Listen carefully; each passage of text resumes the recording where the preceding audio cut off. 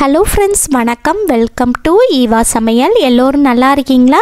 இன்றைக்கி நம்ம சேனலில் என்ன பார்க்க போகிறோன்னு பார்த்தீங்கன்னா, நம்ம வீட்டில் ரொம்பவே அட்டகாசம் பண்ணுற எல்லா எலிகளையும் நம்ம வீட்டில் இருந்து ஒரே நைட்டில் ஓட எப்படி விரட்டுறது தான் பார்க்க போகிறோங்க. இதுக்கு ஒரு சூப்பரான எஃபெக்டிவான ஹோம் ரெமெடி தான் ரெடி பண்ண போகிறோங்க. வீட்டில் இருக்கிற மூணு பொருளை வச்சு ஈஸியாக ரெடி பண்ணிடலாங்க. கண்டிப்பாக ட்ரை பண்ணி பாருங்கள். 100% ஒர்க் அவுட் ஆகும்.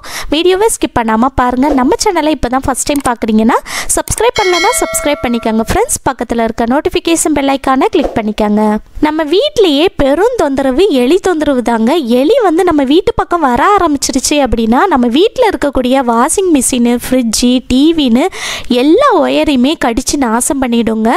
அது மட்டும் இல்லாமல் பேப்பர், துணின்னு எல்லாத்தையுமே கடிச்சு வச்சுடுங்க. நம்ம வீட்டில் கிச்சனில் வச்சுருக்கிற பொருட்களையுமே அது நாசம் பண்ணிடுங்க. இதனால பார்த்தீங்கன்னா நமக்கு நிறைய இன்ஃபெக்ஷன், வியாதிலாம் வர்றதுக்கு அதிகமான சான்சஸ் இருக்குங்க. நம்மளும் கடையில் அதிக காசு கொடுத்து எலி மருந்தெல்லாம் வாங்கிட்டு வீட்டில் வைப்போம். அதை எலி சாப்பிட்டதுக்கு அப்புறமா இறந்து போயிடும். அந்த மாதிரி எலி மருந்தை சாப்பிட்டுட்டு எலி இறந்து போயிடுச்சு அப்படின்னா அது நம்ம வீட்டில் ஏதாவது ஒரு முடுக்கு சந்துக்குள்ளே போய் இறந்து போயிடும். அதனால் பார்த்தீங்கன்னா நம்ம வீடு முழுசாகவே ஒரு மாதிரி பேட் ஸ்மெல் அடிக்க ஆரம்பிச்சிடும். அதுக்கப்புறமா எலி எங்கே கிடக்குன்னு நமக்கு தேடுறதுக்குள்ளேயே நமக்கு ஒரு வழி ஆயிடுங்க. ஸோ அந்த மாதிரி அடிக்காமல் கொள்ளாமல் நம்ம வீட்டில் இருக்கிற எலி எல்லாத்தையுமே நம்ம வீட்டில் இருந்து ஒரே இரவில் ஓட தலை தெறிக்க எப்படி விரட்டுறது தான் பார்க்க போகிறோங்க.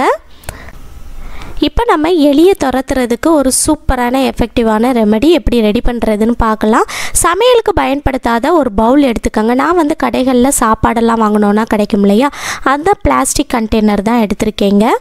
இப்போ இதில் 2 ஸ்பூன் அளவுக்கு கோதுமை மாவு சேர்த்துக்கலாம். கோதுமை மாவில் செய்யக்கூடிய எல்லா உணவுமே எலிகளுக்கு ரொம்பவே விருப்பமான உணவு. இது உங்கள் வீட்டில் இல்லை அப்படின்னா நீங்கள் இதுக்கு பதிலாக அரிசி மாவு அல்லது கடலை மாவு கூட சேர்த்துக்கலாங்க. அரிசி மாவு, கடலை மாவும் எலிகளுக்கு ரொம்பவே விருப்பமான உணவு தான். இப்போ அடுத்ததாக இதில் நம்ம கற்பூரம் சேர்க்க போகிறோம். நான் 2 கற்பூரம் எடுத்திருக்கேங்க. இதை கையை வச்சு இந்த மாதிரி நல்லா ப்ரெஸ் பண்ணி நல்லா பவுட்ரு பண்ணி எடுத்து சேர்த்துக்கங்க. இந்த கற்பூரமும் எலிகளுக்கு சுத்தமாக ஆகாதுங்க. எலி உங்கள் வீட்டில் எந்த மூலை முடுக்கில் இருந்தாலும் இதை சாப்பிட்டதுக்கப்புறமா உங்கள் வீட்டில் இருந்து தலை தெறிக்க ஓடிடுங்க. இப்போ அடுத்ததாக இதில் நம்ம வினிகர் சேர்க்க போகிறோம். வினிகரை கொஞ்சம் கொஞ்சமாக சேர்த்து நம்ம சப்பாத்திக்கு மாவு பசைவோம் பார்த்தீங்களா, அது போல் நல்லா கெட்டியாக நம்ம பசைஞ்சு எடுத்துக்கலாங்க. இந்த வினிகருமே எலிகளுக்கு சுத்தமாக ஆகாதுங்க. 2 ஸ்பூன் அளவுக்கு வினிகர் சேர்த்திங்கனாலே கரெக்டாக இருக்குங்க. இப்போ இதை நம்ம இந்த மாதிரி நல்ல கெட்டியாக சப்பாத்திக்கு மாவு பசைகிற மாதிரி பசைஞ்சு எடுத்துக்கலாங்க.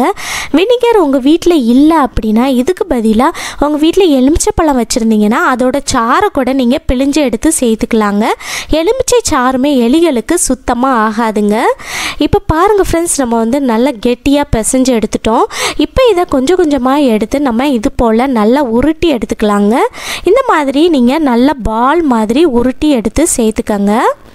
உங்கள் வீட்டில் எலி எக்கச்சக்கமாக நடமாட்டம் இருக்குது, அதிகமாக இருக்குது அப்படின்னா நம்ம சேர்த்துருக்கிற 3 பொருள்லையுமே நீங்கள் 2 மடங்காக எடுத்து சேர்த்துக்கங்க. நான் சேர்த்துருக்கிற அளவில் நீங்கள் செஞ்சீங்கன்னா உங்களுக்கு 8 உருண்டை கிடைக்குங்க. உங்கள் வீட்டில் அதிகமாக எலி தொந்தரவு இருக்குது, ரொம்ப அதிகமாக வேணும் அப்படின்னா நீங்கள் டபுளாக சேர்த்துக்கங்க. இப்போ பாருங்கள் ஃப்ரெண்ட்ஸ், நம்ம இதை நல்லா உருட்டி எடுத்துட்டோம். இந்த மாதிரி நீங்கள் நல்லா உருட்டி எடுத்துட்டு இந்த பாலை ஒன்று ஒன்றா எடுத்துகிட்டு போய் நம்ம வீட்டில் எலி எங்கெல்லாம் அட்டகாசம் பண்ணுமோ அங்கெல்லாம் நம்ம வச்சு விட்டுறலாம். முக்கியமாக உங்கள் வீட்டில் குழந்தைங்கள்லாம் இருந்தாங்கன்னா அவங்க கண்லேயும் கையிலையும் படாத மாதிரி வைங்க.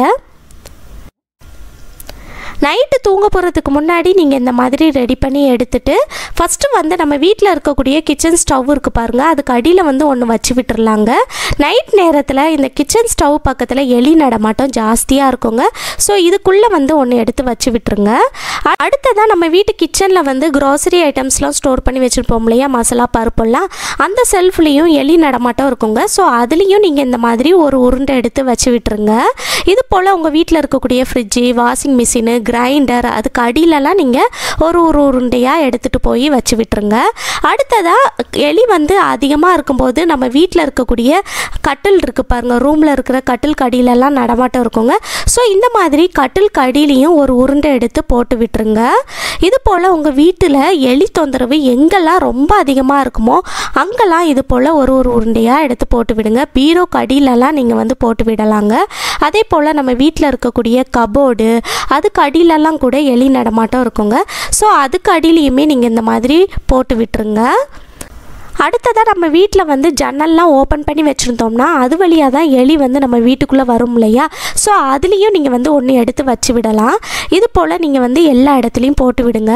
உங்கள் வீட்டில் கார்லாம் வச்சுருந்தீங்கன்னா காரோட ஒயரையுமே எலி வந்து கடித்து நாசம் பண்ணிவிடுங்க. அந்த மாதிரி இருக்கிறப்ப கார் டயர் இருக்குது பாருங்கள், அதுக்கு மேலேயும் கூட நீங்கள் இந்த மாதிரி ஒரு உருண்டையை எடுத்து வச்சு விடலாம். அந்த மாதிரி செய்கிறப்ப கார் பக்கத்துலேயும் எலி வராமல் நம்ம பார்த்துக்கலாங்க. அடுத்ததாக நம்ம வீட்டில் வந்து கார்டன்லாம் வச்சுருக்கும் போது அந்த கார்டனில் இருக்கிற செடியும் கூட எலி வந்து நாசம் பண்ணிவிடுங்க. அந்த மாதிரி இருக்கிறப்ப எந்த செடி பக்கத்தில் உங்களுக்கு வந்து எலி தொந்தரவு ஜாஸ்தியாக இருக்குமோ அது பக்கத்தில் நீங்கள் இது போல் ஒரு உருண்டை எடுத்து வச்சு விட்டுட்டிங்கன்னா எலி வந்து அது வழியாக வரும்போது கண்டிப்பாக இதை வந்து சாப்பிட்டுடுங்க. நாம் இதில் கோதுமை மாவு சேர்த்துருக்கிறதுனால இதோட வாசனையை ஈர்த்து எலி வந்து கண்டிப்பாக இதை சாப்பிட்டுடுங்க. எலி இதை சாப்பிட்டதுக்கப்புறமா எலி வந்து இறந்து போயிடுமா அப்படின்னு கேட்டிங்கன்னா கண்டிப்பாக இல்லைங்க, எலி சாகாது. ஆனால் மறுபடியும் உங்கள் வீட்டு பக்கம் வரவே செய்யாதுங்க.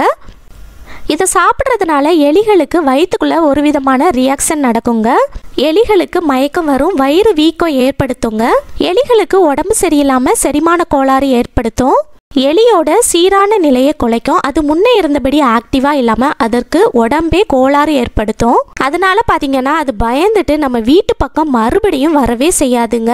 நம்ம வீட்டு பக்கம் வந்து இது ஒரு தடவை சாப்பிட்டுட்டு போயிடுச்சுன்னா அவ்வளோதாங்க. அதுக்கப்புறம் அந்த எலி வந்து நம்ம வீட்டு பக்கம் எட்டி கூட பார்க்காது. கண்டிப்பாக ட்ரை பண்ணி பாருங்கள். ரொம்பவே எஃபெக்டிவான ரெமெடி தான் இது. கண்டிப்பாக ட்ரை பண்ணி பாருங்கள், சூப்பராக ஒர்க் அவுட் ஆகும்.